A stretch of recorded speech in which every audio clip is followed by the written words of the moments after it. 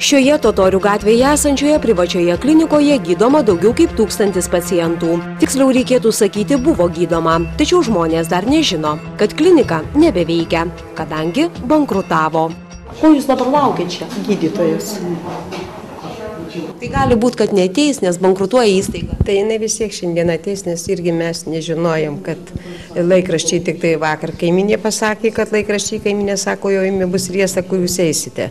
Sako, eikit žiūrėti vienu žodžiu. Tai dar aš sakau, pabūsiu vienu žodžiu, gal dar neteisybė. Galvoju, pasižiūrėsiu, ar čia tikra tiesa.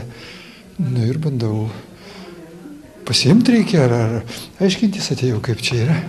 O aiškintis nėra su kuo. 70 klinikos darbuotojų jau atleisti, keletas dar dirba, tačiau kaip paaiškėjo, už ačiū. Dirbame ir negavom algų, tai vis tiek kažkas vis tiek, algos tai nedidelė, nu, aišku. O kiek laiko negavo algų? 3 mėnesiai. 3 Sanavito klinikos pastatus prieš metus įsigijo Vytautas Pakalniškis. Medicininio išsilavinimo neturinčiam verslininkui priklausė ir viena žinomiausių mieste ligų diagnostikos klinikų – medicininių tyrimų centras. Tačiau pastarąjį taip pat ištiko klinikos Sanavita likimas. Centras bankrutavo.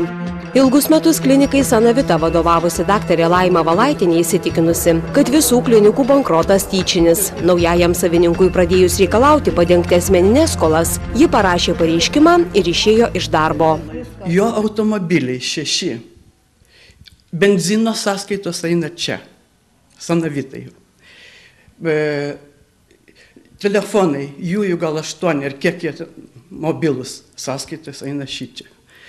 Nu ir tiesiog viskas, daugybė dalykų, reiškia, mes darbuotojų, mes gyvenam su viena buhalteriu, už pusę etatą dirbančiu.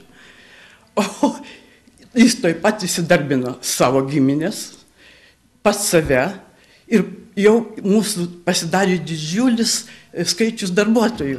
Buvusi Sanavitos direktorė stebėjosi dabartinių klinikos vadovų elgesiu. Esą šie ne tik neinformavo savo pacientų apie klinikos bankrotą, bet ir toliau mulkino juos, ragindami registruotis į neveikiančią kliniką.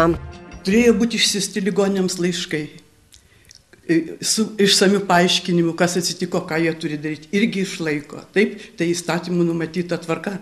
Dabar išvakarėse praneša, iškabina ant durų skelbimą, kad nuo rytojaus einat į Savanorių prospektą.